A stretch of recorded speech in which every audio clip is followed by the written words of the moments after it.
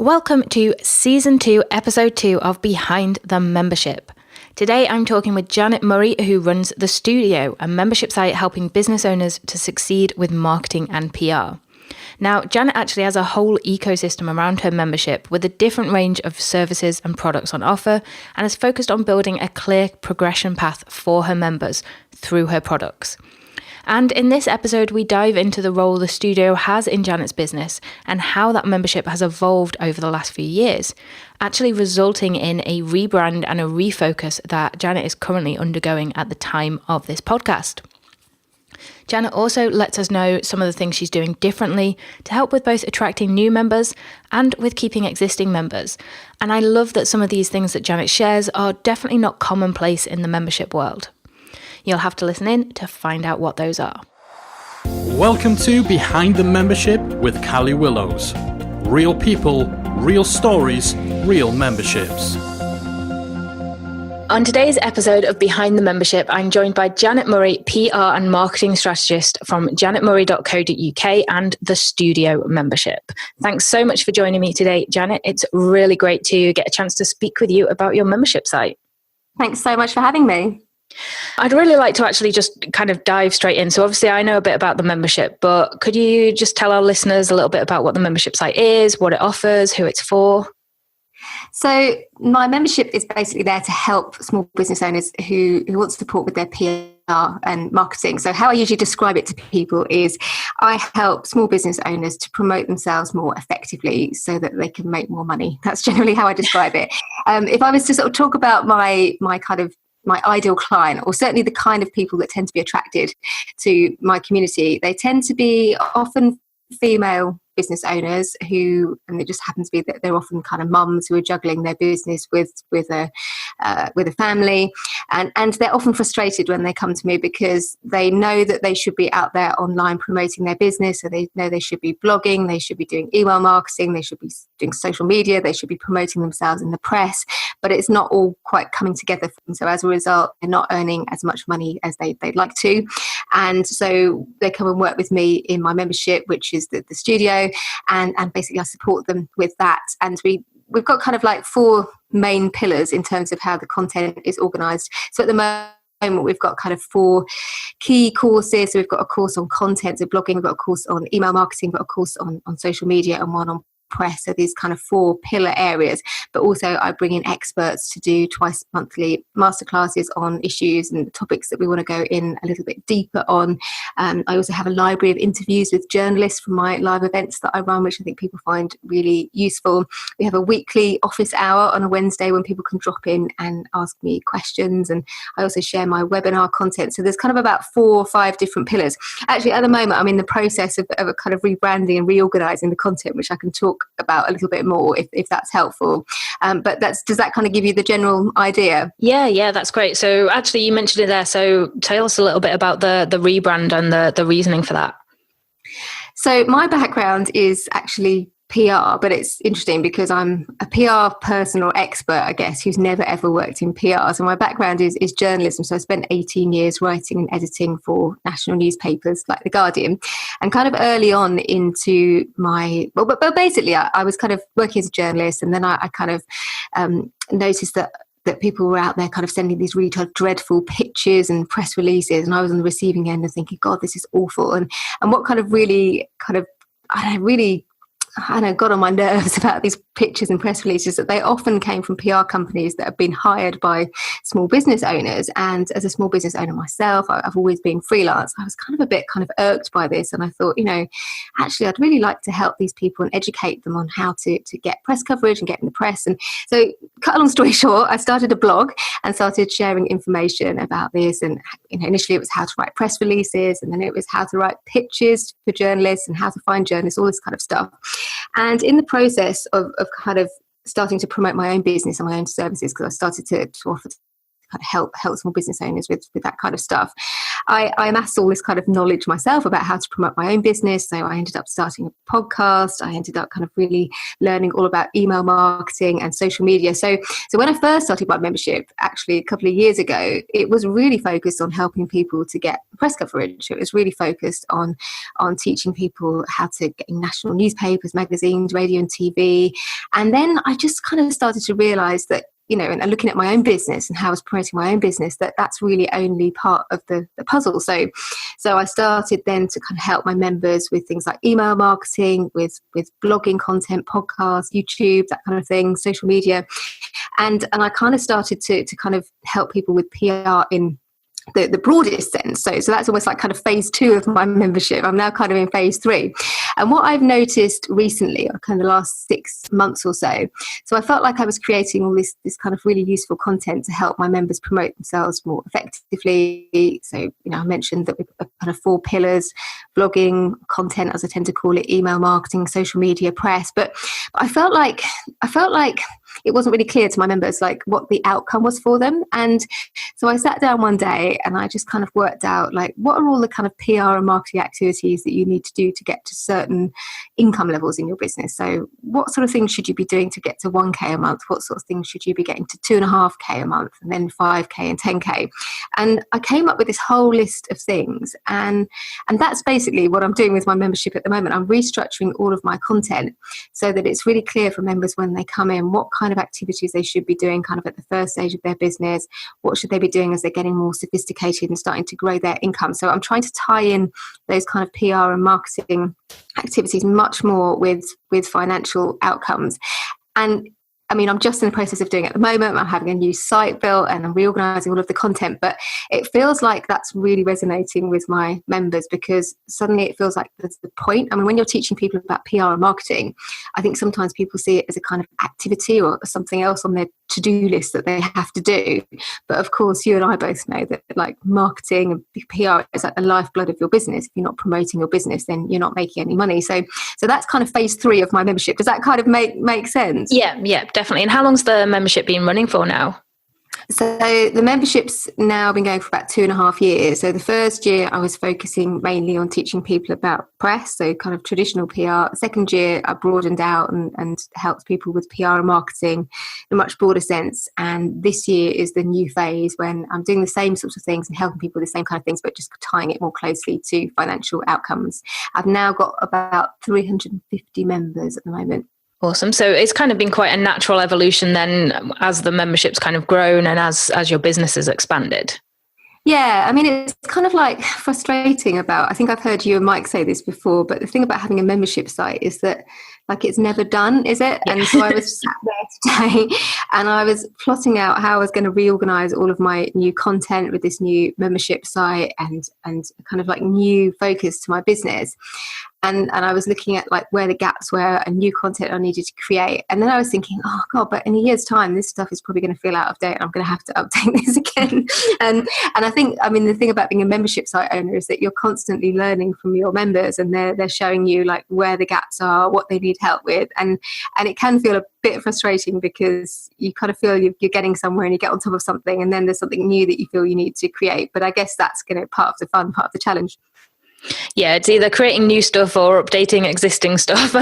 Yeah, exactly. Yeah. Yeah. So I want to hit on something you said there actually about your wider business. So I know you've actually got quite a lot of strings to your bow, not just the membership. So where does the membership actually fit in with everything else your business offers? So I feel like my membership is at the heart of everything I do. So I also do live events. So I do a couple of live events every year. So I've got one that I do in the summer, which is called Media Influence Live. And that's where I get a group of journalists, high profile journalists, and also influencers, so bloggers, podcasters, YouTubers, to come and talk about what they're looking for and how to get in touch and how to pitch them and that kind of thing. And then I have a content planning masterclass that I run later in the year. And I'd say about 50% of the people who come to those events are in my membership. I also have another small membership actually. So I have something called the Media Diary Owners Club. And basically, cut a long story short, but a few years ago, I brought out this media diary, which is an A4 desk diary that you can use to plan out your content, and it's got awareness days and key dates that you can use in it.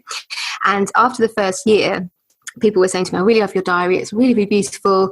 But actually, some people were saying, I didn't really use it, it was so beautiful, and I just didn't really kind of make the most of it. So I thought, okay, what can I do about this? So I actually ended up launching another mini membership called the Media Diary Owners Club, where they get a monthly email with additional dates. We have 4 quarterly group coaching calls and some additional content that actually I took from a live event. So I've actually got 2 memberships. I often forget that. So that's another kind of source of income for me.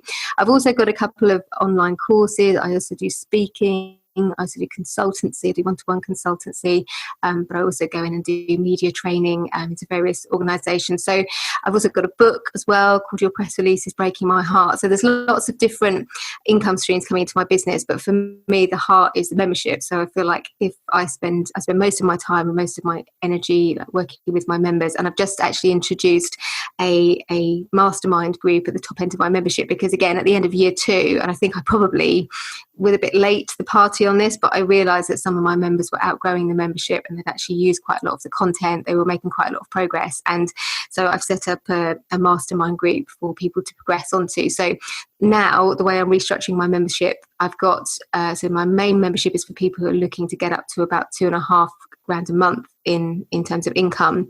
And then my coaching groups or my mentoring groups are aimed at people who are looking to go to 5k a month or 10k a month. So what I'm really trying to do is create progression, because I think one of the challenges with the membership is that you get people in the membership, and particularly if people are really keen and they're really motivated and they get through all the content and they start doing really well, and where do you take them next? And I think if I was going back in time and redoing things, I think I would have thought that through more carefully.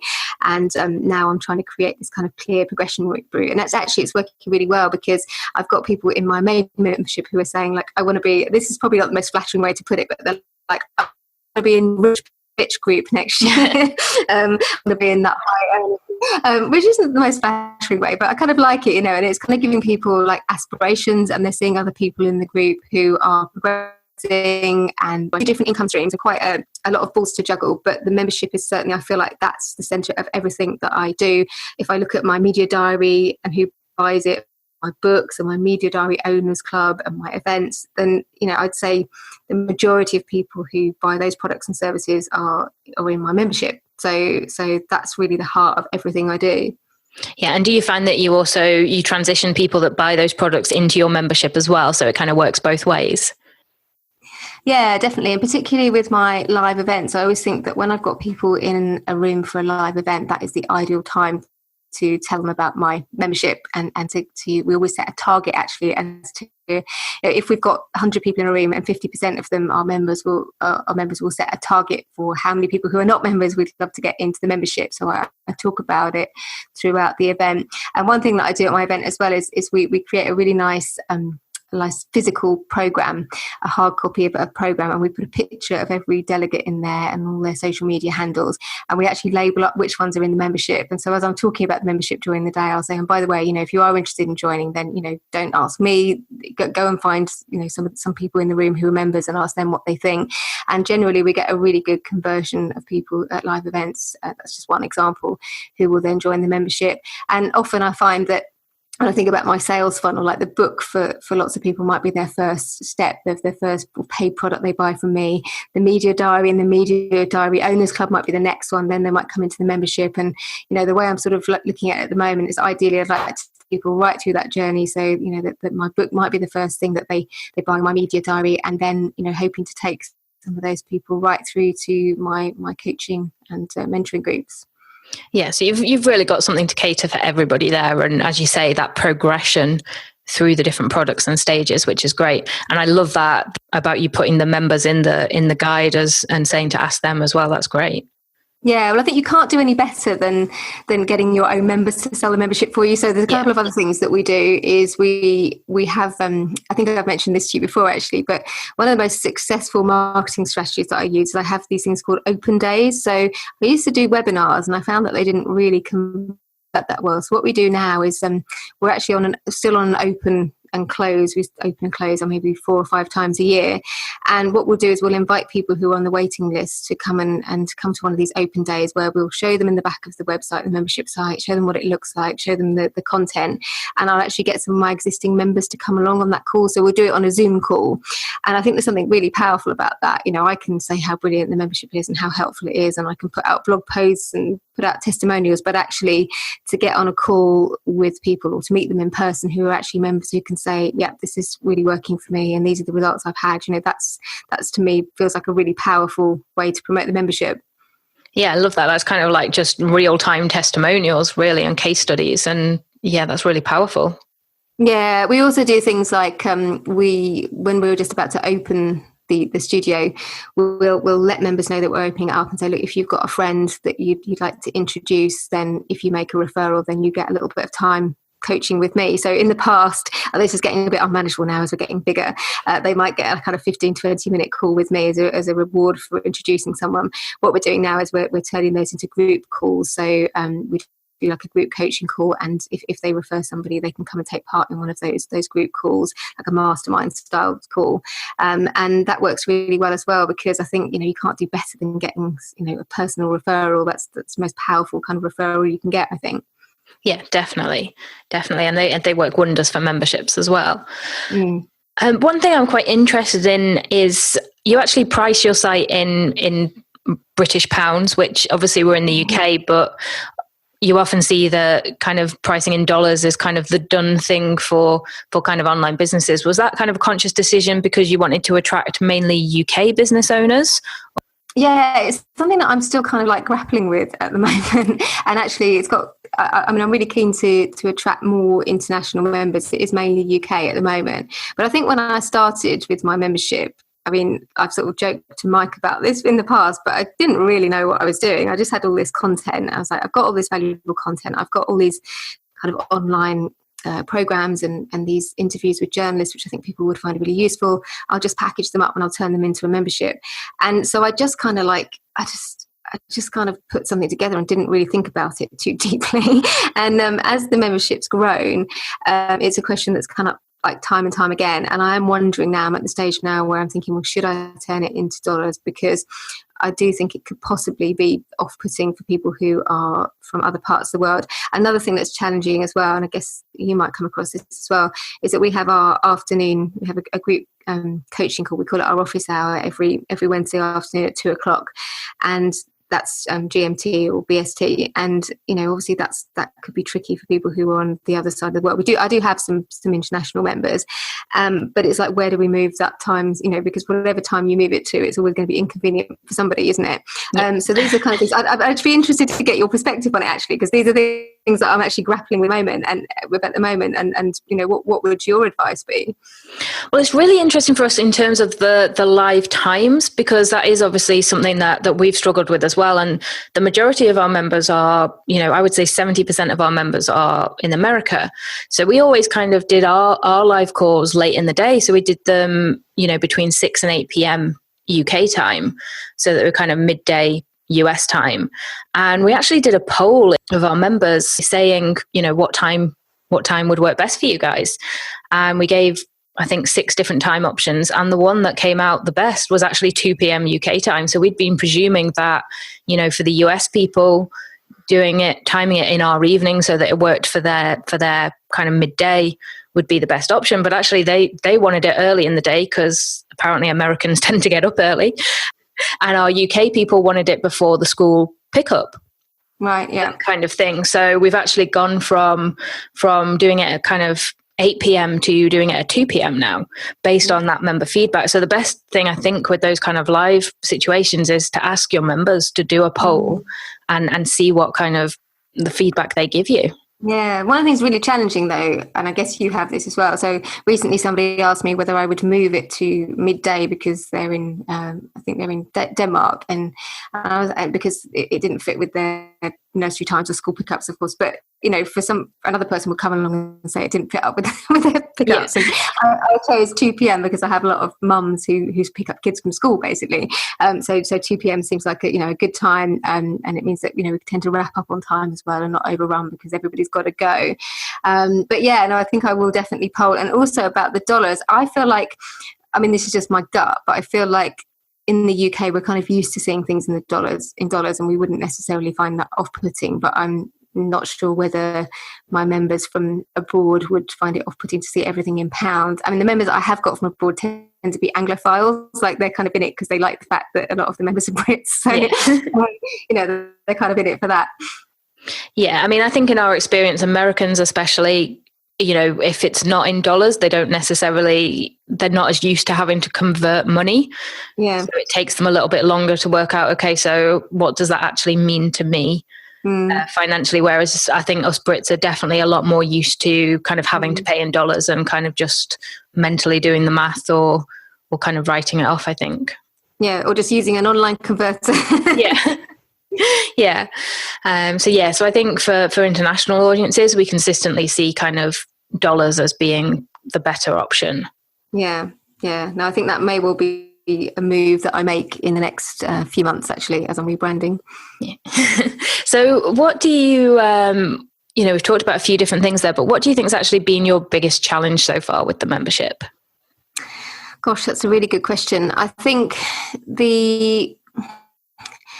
what I didn't realise when I started a membership site, and what I'm learning more and more every day, is that not everyone's like me. So when you have so I recently joined a membership site, and I don't need anybody to give me a tour of the site. I don't need anybody to kind of like send me a nurture sequence or whatever in my first 12 days of being a member or whatever.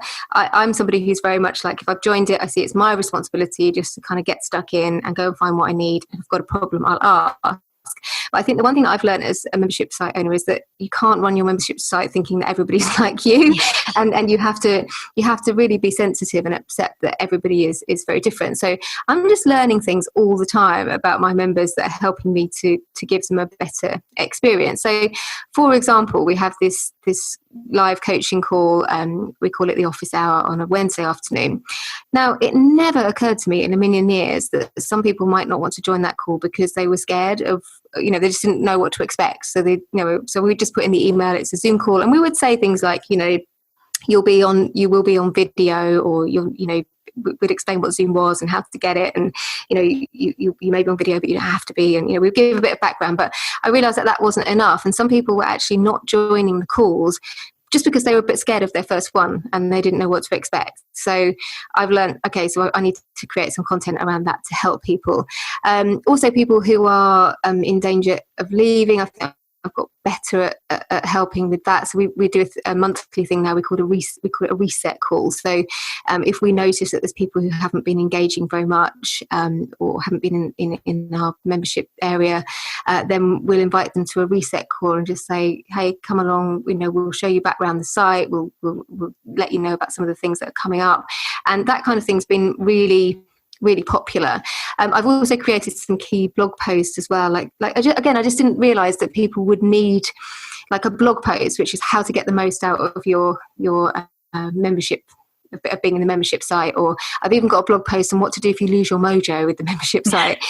And the more that I learn about my members and the things that they're struggling with, the more content I've created to support them with that. And there's always more things that you're thinking, I think they could really do with the video on that, or they could really do with the blog post.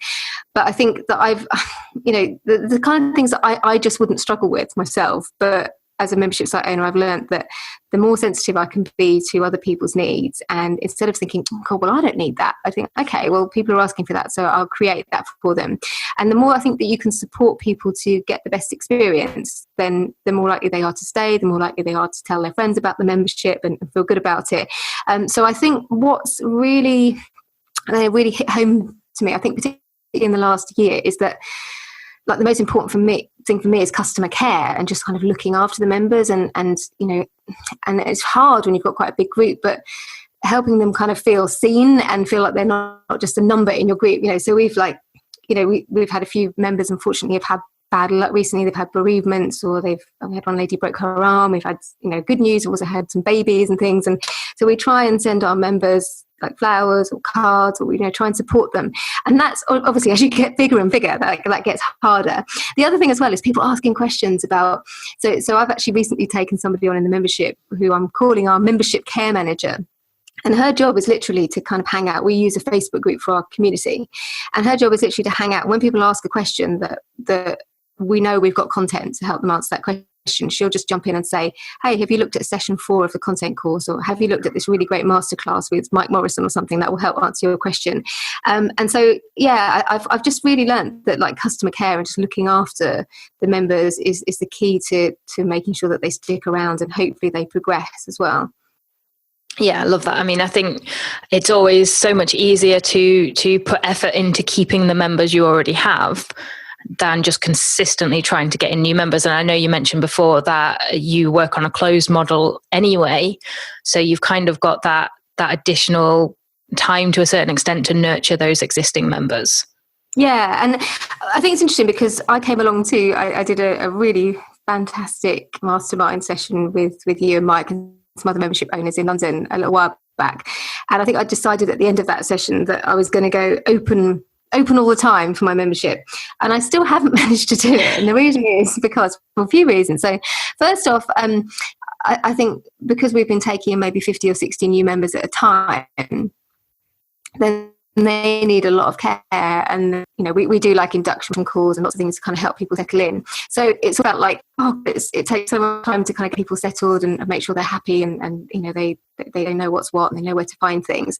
And so I do want to kind of move to kind of having it open all the time. However, I don't know if it's something just about my audience, and I think I do need to experiment with this, but they do seem to find it quite difficult to make decisions. And just having the membership open and saying, look, it's only open till Monday and it's only going to be open for a week this time round, then, otherwise it's going to be closed again. It does encourage people to make a decision. Otherwise, I think I might have a lot of fence sitters.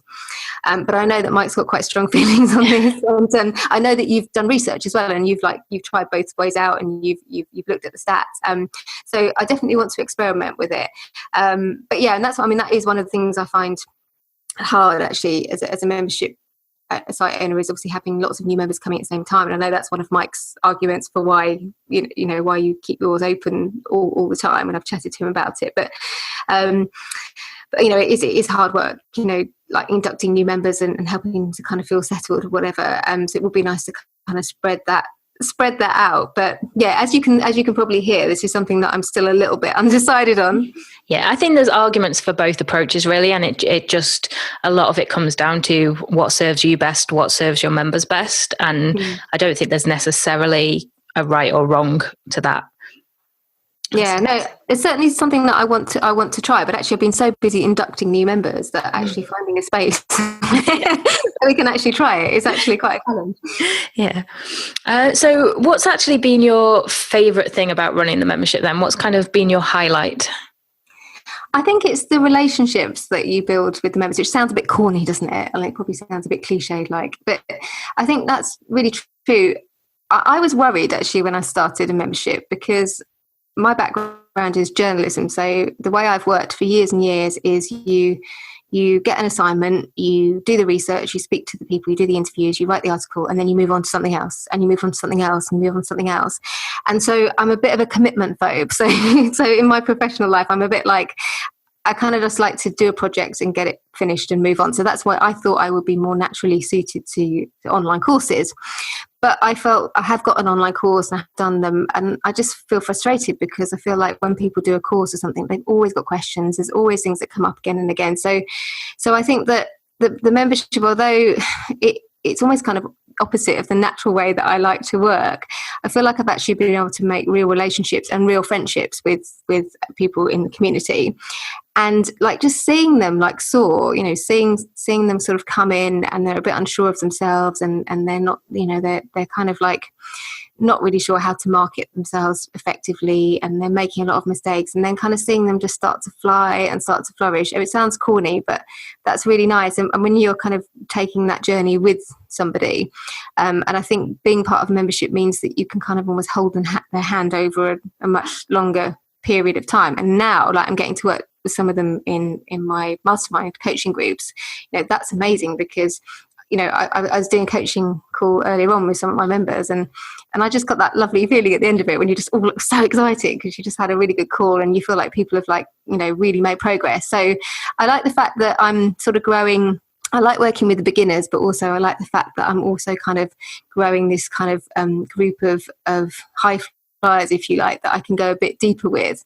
And also I think like, people ask me all the time about my membership and how much time I have to put into it. And if I'm really, really honest, because of the way it's structured, because with a membership, you have to have a structure. So like Wednesday is our membership day, and that's the day that we put together our newsletter. That's the day that we have our group call. That's the day where we do a lot of our membership work. And because we've automated a lot of the email sequences, and actually I'd say in terms of the hours that I spend, it's probably the thing that I spend the least time on day to day, although there's been a lot of upfront setup, if that kind of makes sense. Yeah. So it feels like a real win-win, if you know what I mean. Yeah, and let's just talk about that a little bit more then. So what does a typical week as a membership site owner look like for you now? So I've organised my working week because I'm very much a morning person. I like to get up early, as you know, because we've been out, we were out in San Diego, weren't we, a few months ago, and you saw me running along by the sea at some ridiculous hour of the morning.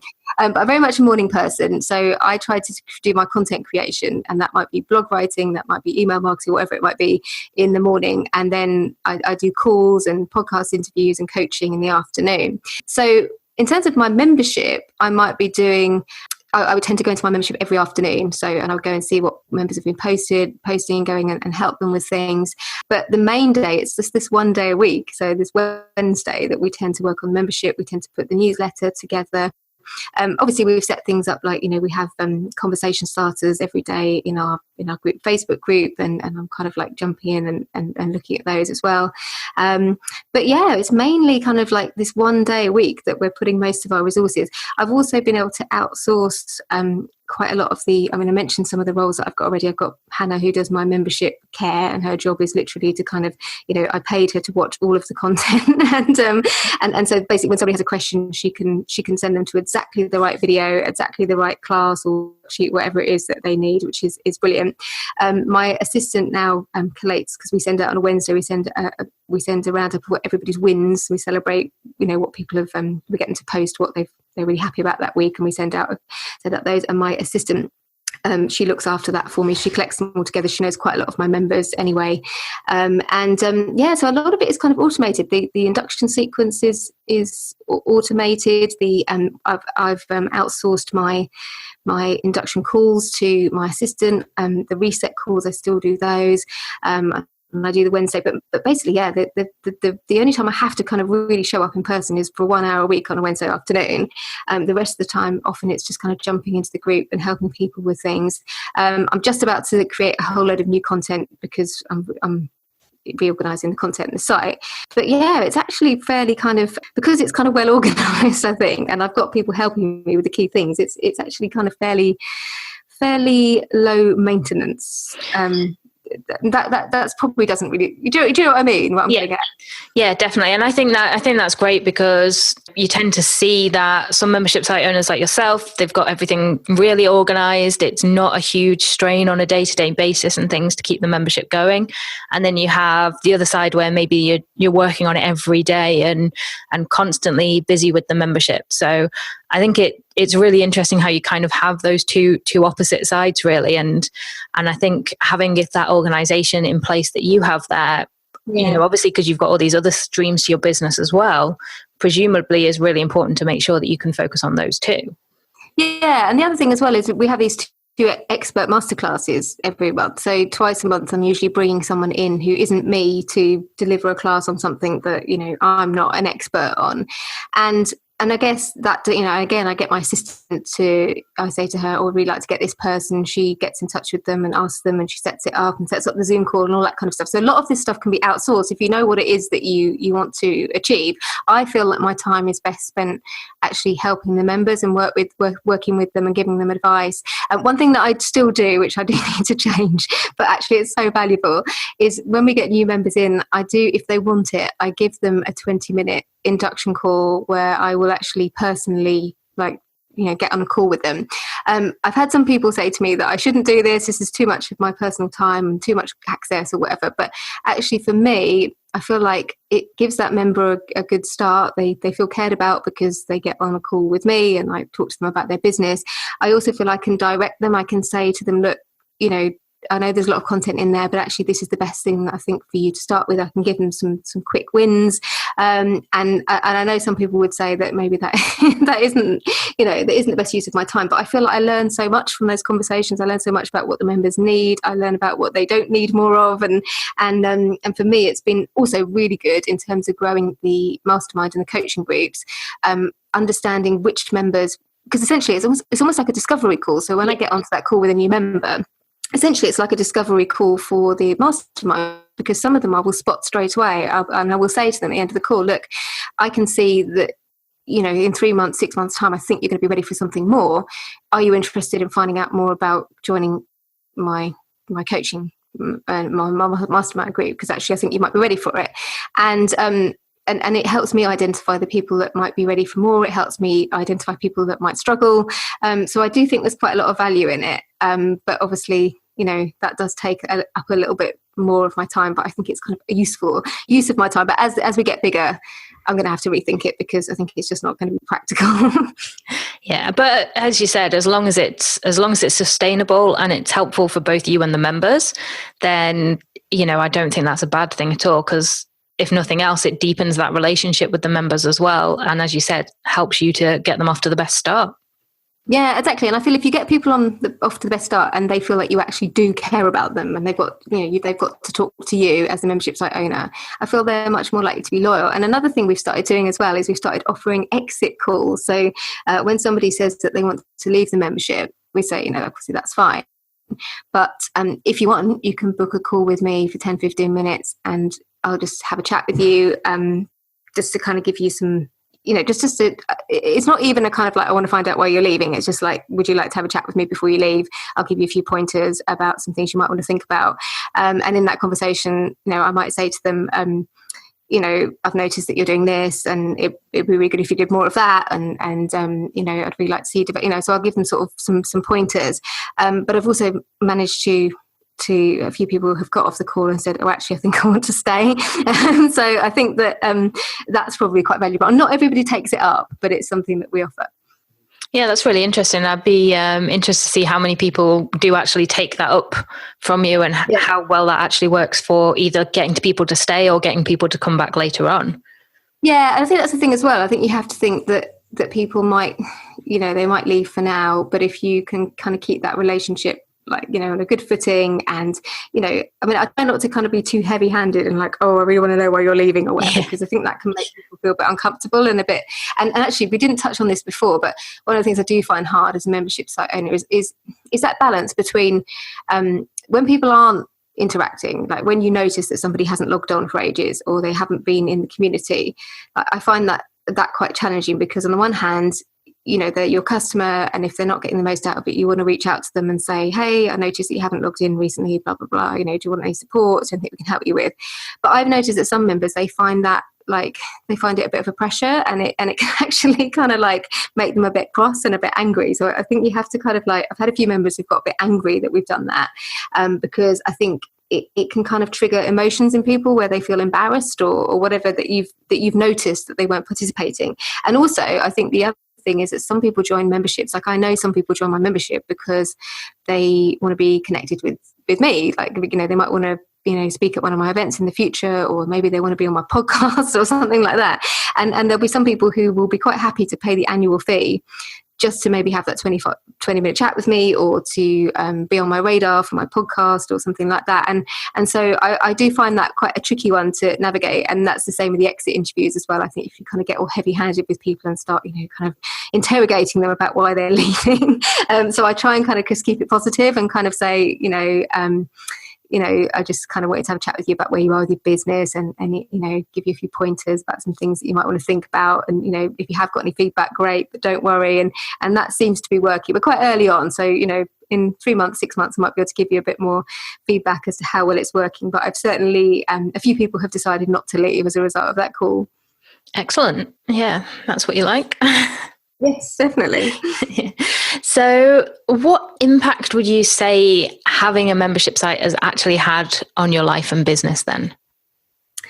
Well, I think, as I've touched on before, it's kind of helped my workload to become more manageable, I think, because if you set up a membership in the right way, and I've certainly been very inspired by the content that you and Mike put out on that, then it can almost kind of run itself, where, like I say, we have our Wednesdays where we do our membership stuff, and I have the Wednesday afternoon call, and I pop into the group every afternoon, but actually it's kind of ticking along quite nicely, and it means obviously you've got regular income coming into your business. I have actually much more annual members than I have monthly members, and I kind of prefer annual members because I feel like they're more invested. But as my price has gone up, I'm getting more monthly members. But it's nice to have that recurring income.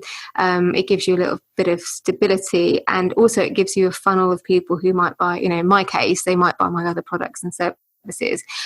So it feels like there's a kind of stability, there's a security. As I've touched on, it's not without its challenges. Like, I'm in my kind of third, like my third version of my membership, and I'm guessing that like it may well go through some other phase, as I learn more about what works and get better at what I do, it will change again. But I think I've said it a few times now, but stability, and that kind of like predictability, which if you're running online courses and you're constantly on that kind of launch, like up and down type thing. But I feel this has given me just kind of, sort of stability, but without kind of feeling like I'm kind of trapped in some kind of job or something, if you know what I mean. Yeah, and it gives you that, as you said before, that platform for everything else that you're doing as well. Yeah, exactly. Yeah, definitely. So if you could go back to the start of setting up the membership then and the business, is there anything you'd actually do differently? Oh my God, like loads, like everything. So the first thing I did was actually, because I am the kind of person that, I'm a big believer in kind of like minimum viable products. So, don't, like with my Media Diary Owners Club, my little mini membership that I set up, it literally is a little bit of content, 4 coaching calls, and a couple of pages in the back of my website, because I'd not done it before. I didn't want to spend loads of money hiring developers and stuff, and I see a lot of people who are starting membership sites, actually a lot of my clients, and they spend huge amounts of money, like, getting membership sites built and everything, and they don't even know if people want what it is that they're offering. So I'm kind of like the opposite.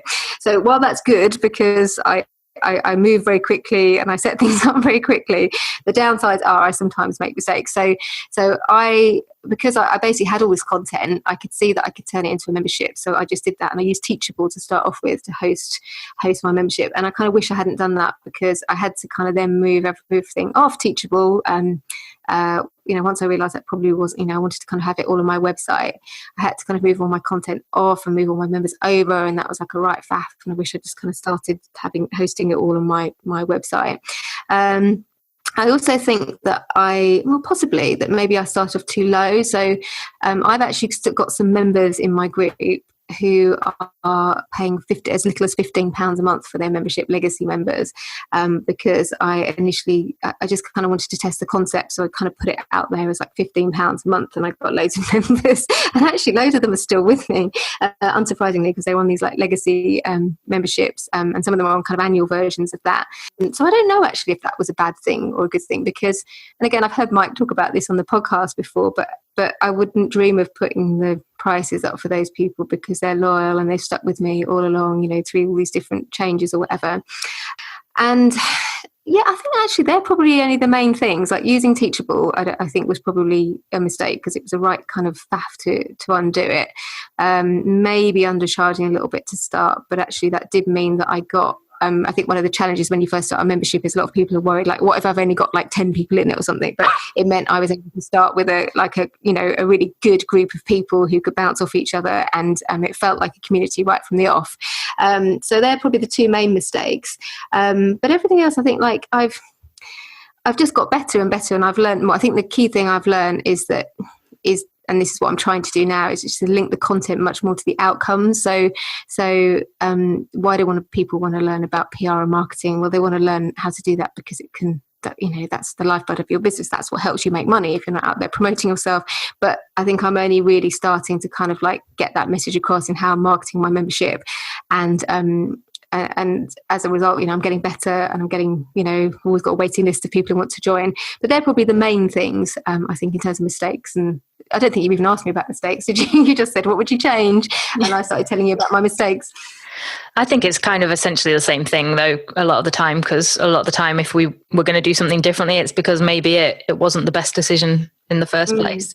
But as you said, your membership's evolved so much over the last few years, as well as any membership site will, that what you have now and the decisions you would make now would be very different from when you were first starting and putting your toe in the water, kind of thing. Yeah, and of course you learn so much, and you learn from your members, and they tell you what they want, and they tell you what they need more of and less of. And so I've got better at listening to them, and got better at kind of noticing them, and still got loads more to learn on that. I think it is a constant learning curve.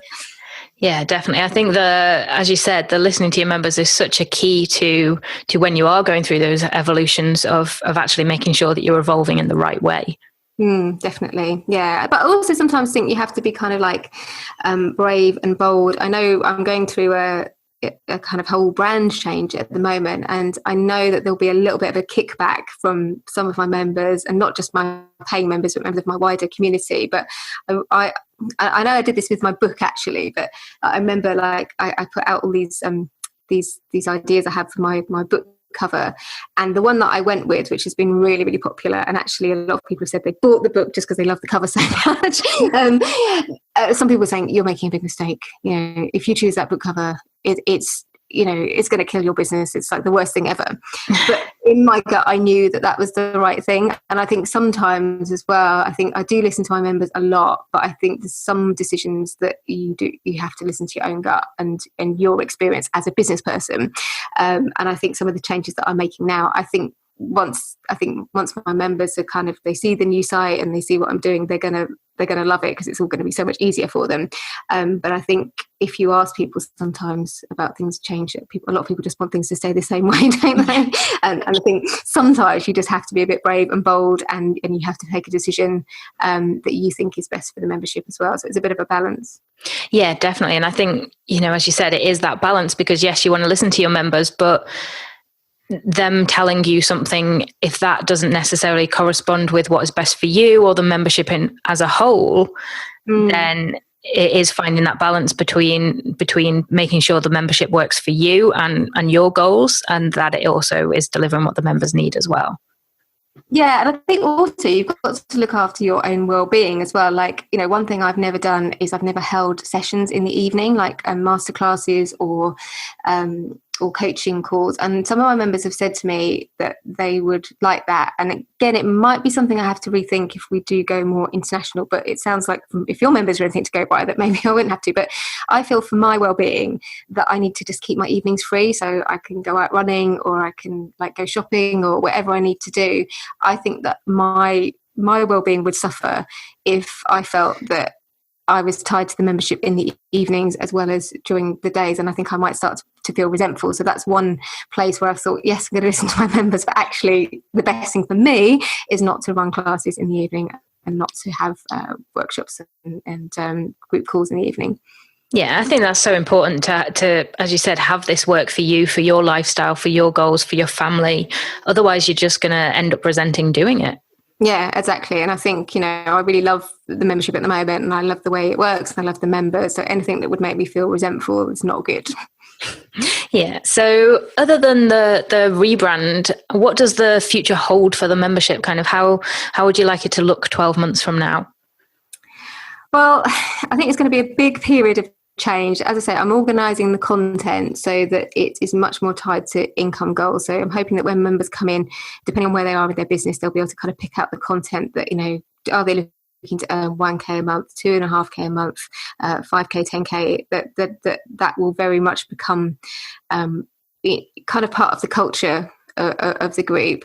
I really want to grow the mastermind coaching side of it, and I just love. I wasn't sure if I would actually, and I think I brought this up at our mastermind. I wasn't sure if I would, but I'm really, really enjoying working with smaller groups.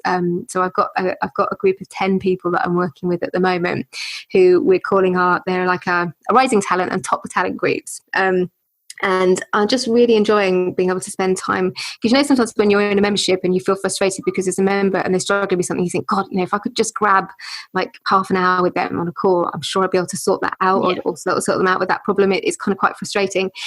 So I would love, I think by the end of the year, I would love to have maybe 12 people in my top talent group and maybe as many as 24 in my rising talent group. So that's my kind of 5K a month. And there's even been talk that we might have an emerging talent group, because one of the bits of feedback that came from the members is that some of them, like, they were kind of like, well, it's a bit of a jump from 2.5K a month to 5K a month.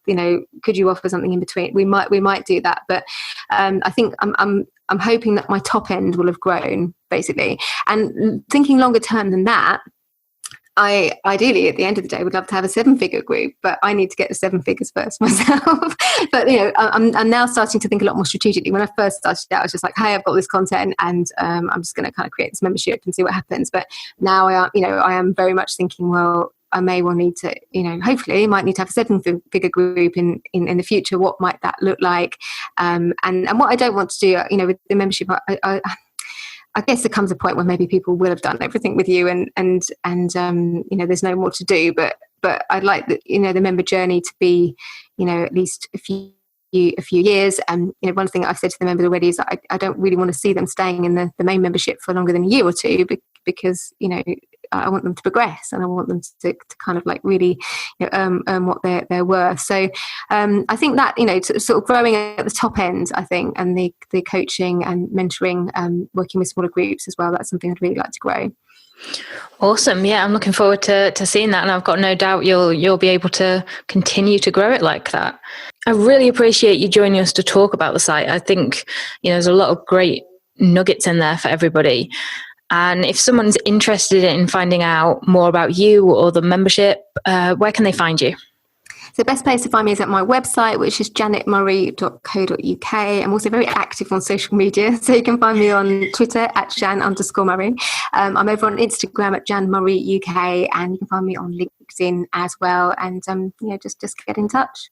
Yeah, and if you ever get the chance to go to an event where Janet's speaking as well, she's an excellent speaker, so definitely jump at the chance to go and see her live as well. Oh, thank you. That's really nice of you to say. Thank you. So really just thank you so much for joining me today, Janet, and sharing some of those behind the scenes details. I love that you're doing some things a little bit different to other people in terms of having the open days. I think that's a really excellent idea, and the exit strategies and things, and how you're working those top tier masterminds into things. It's, you're doing a lot of great stuff from the sounds of it. Oh, thank you. And I'm very much inspired by you and Mike and the content that you're putting out there. Oh, well, thank you. I'm really looking forward to seeing how the membership continues to grow, and hopefully we can get you back on next year and see how things have gone. Yeah, I'd love to. Thank you. That's it, folks. Massive thanks to Janet for joining me on today's show and sharing her membership journey with us. A great takeaway from this episode is actually how Janet has listened to her members and their needs and gradually expanded the membership to benefit members even more. I think the clear progression Janet has from membership to higher level mastermind is absolutely brilliant, and there's a clear focus on really wanting to help members achieve those 2K, 5K, 10K months and more. I hope you picked up your own takeaways from this episode, and I'd love to hear what they are. Let me know over in the free Membership Mastermind Facebook group, and if you're not yet a member there, then head on over to talkmemberships.com to join. If you'd like to pick up the transcript or show notes from this episode, then head on over to themembershipguys.com/BTM12. And if you'd like to find out more about Janet, then head on over to janetmurray.co.uk. If you're a business owner, then she has a great podcast that you're really going to want to check out. That's it from me for this week. Join me same time, same back channel next week for another episode. If you've enjoyed today's episode of Behind the Membership, we invite you to check out the membersiteacademy.com. The Member Site Academy is the essential resource for anyone at any stage of starting, growing, and running a membership website. So whether you're still figuring out what your idea is going to be, or whether your website is already up and running and you're just looking for ways to grow it and attract new members, then the Member Site Academy can help you to get to the next level. With our extensive course library, monthly training, exclusive member-only discounts, perks and tools, and a supportive, active community to help you along the way with feedback, encouragement and advice, the Member Site Academy is the perfect place to be for anyone looking to start, manage and grow a successful membership website. So check it out at membersiteacademy.com.